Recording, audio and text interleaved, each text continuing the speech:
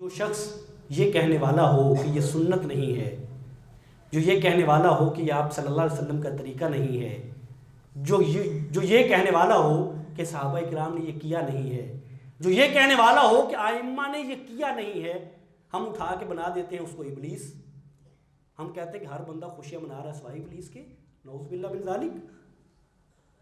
یعنی دین کا فہم اور ایک دوسرے کی ہمدردی مسلمانوں میں، مسئلے کا فہم میں اختلاف ہو جانا، غلطی لگ جانا کوئی بڑی بات ہے نہیں۔ غلطی لگ جاتی ہے انسان کو، دین سمجھنے میں لگ سکتی ہے، مجھے لگ سکتی ہے، آپ کو لگ سکتی ہے، کسی کو لگ سکتی ہے، لیکن کیا اس غلطی لگنے کو، اور غلطی بھی میری ہو، غلطی آپ کی نہ ہو، میری ہو، اور میں فتوے آپ پہ لگانا شروع کر دوں؟ لیکن مجھے یہ بتائیے کہ آپ صلی اللہ علیہ وسلم جب اس دنیا میں تشریف لائے ہیں، پیر کا دن تھا، صحیح حدیث مبارکہ ہے، پیر کے دن تشریف لائے اور آپ روزہ رکھا کرتے تھے جمعرات اور پیر کا۔ مجھے یہ بتائیے تو جمعہ کا دن ہے جو آج ہم بیٹھے ہیں، جس کو فضیلت کا دن کہتے ہیں، تو کیا اگر اسی قاعدے اور ضابطے پہ چلنا چاہیے اور ہم چلیں تو فضیلت والا دن پیر کا نہیں ہونا چاہیے؟ جمعے کا کیوں ہے؟ جبکہ آپ صلی اللہ علیہ وسلم کی ولادت تو پیر کو ہوتی ہے۔ تو جب یہ عید ان عیدوں سے بڑی عید ہے تو یہ پیر کا دن جمعے سے بڑا دن کیوں نہیں ہے؟ جبکہ آپ صلی اللہ علیہ وسلم کی ولادت جمعے کو نہیں ہوئی، پیر کو ہوئی ہے۔ اور پھر دن ایام اتنے واضح ہیں، یعنی دیکھیں اسلام میں جتنے تہوار ہیں، جتنے ایام ہیں، جتنی عبادات ہیں، کتنی واضح ہیں۔ روزہ ہے، کبھی کسی نے کہا کہ روزہ رمضان میں نہیں ہوتا، روزہ شوال میں ہوتا ہے، کسی کا اس میں اختلاف ہے؟ سارے مسلمان بال اتفاق رمضان میں رکھتے ہیں۔ کسی نے کہا کہ یہ خطبہ جمعے کو نہیں ہونا چاہیے، یہ ہفتے کے دن ہونا چاہیے، کسی کا ہے اس میں اختلاف؟ یہ جمعے کو ہی ہے، سب کا اتفاق ہے۔ عید الاضحیٰ کب ہوتی ہے؟ ذی الحجہ میں ہے، کسی کا اختلاف ہے؟ حج کے ایام کون سے ہیں؟ 8، 9، 10، 11، 12، 13 ذی الحجہ، کسی کو اختلاف ہے؟ یہی دن ہے۔ جب ان سب میں اتفاق ہے تو یہ ہم نے ان عبادات سے بڑا یہ عبادت کا دن بنایا ہے، لیکن اس میں ہمارا اتفاق نہیں ہے، اس میں اتفاق نہیں ہے، اس میں حتیٰ کہ تاریخیں تو کیا مہینوں کا اختلاف ہے۔ پھر عبد القادر جیلانی رحمۃ اللہ علیہ غنیۃ الطالبین میں 10 محرم کو لکھتے ہیں، وہ کہتے ہیں کہ 10 محرم کو آپ صلی اللہ علیہ وسلم کی ولادت ہوئی۔ ابن عباس 8 ربیع الاول کو کہتے ہیں، 9 ربیع الاول، 12 ربیع الاول، 2 ربیع الاول، اختلاف ہے۔ اور درست طور پر جو محققین کا جس میں اتفاق ہے وہ 9 ربیع الاول ہے۔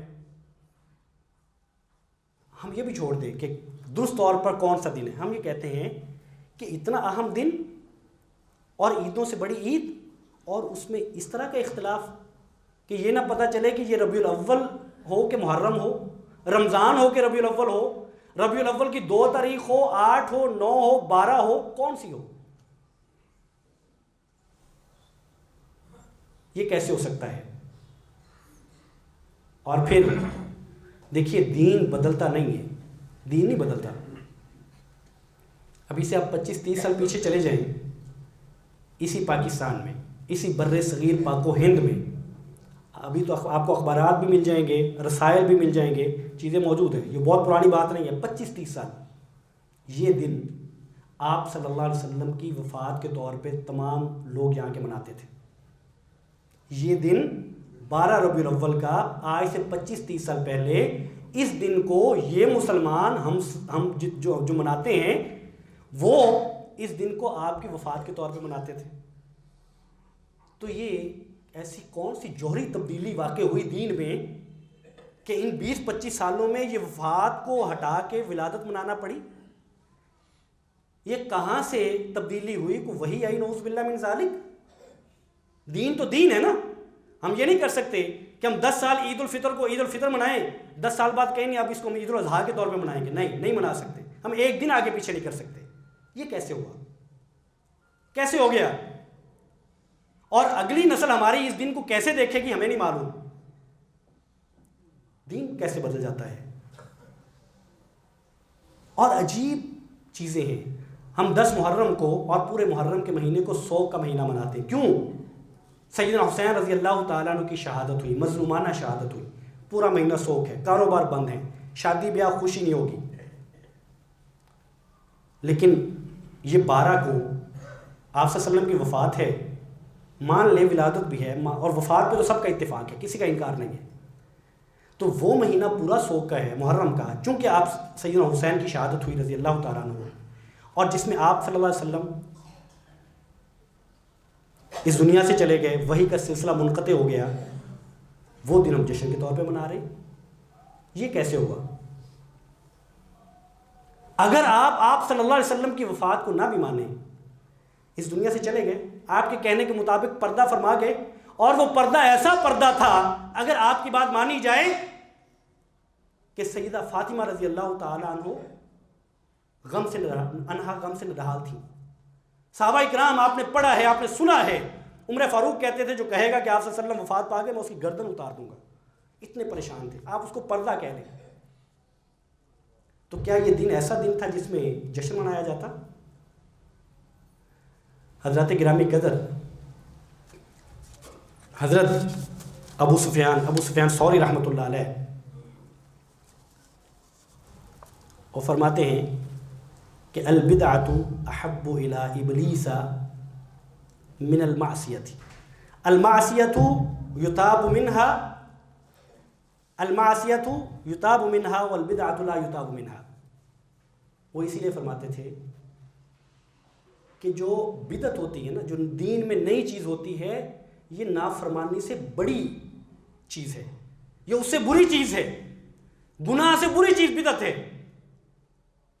اس لیے کہ گناہ جب انسان کرتا ہے، نافرمانی کرتا ہے، تو اس کو معلوم ہوتا ہے یہ گناہ ہے، اور وہ اس سے توبہ کر لیتا ہے، اور جو بدعت ہوتی ہے اس کو تو وہ نیکی سمجھ کے کر رہا ہے، وہ توبہ کیسے کرے؟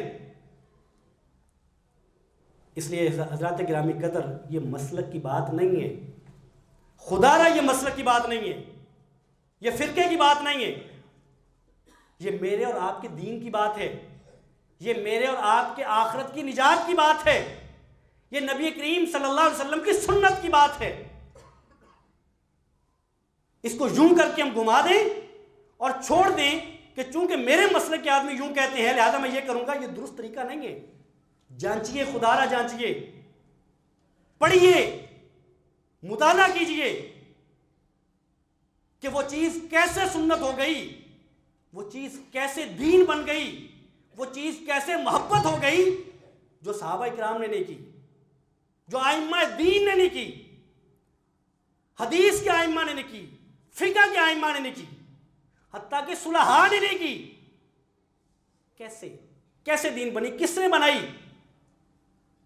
اور وہ تمام دلائل جو آپ کو پیش کیے جاتے ہیں، سادہ سی بات ہے، یہ دلائل صحابہ اکرام کو کیوں سمجھ نہیں آئے؟ سارا دین سمجھ آ گیا تھا،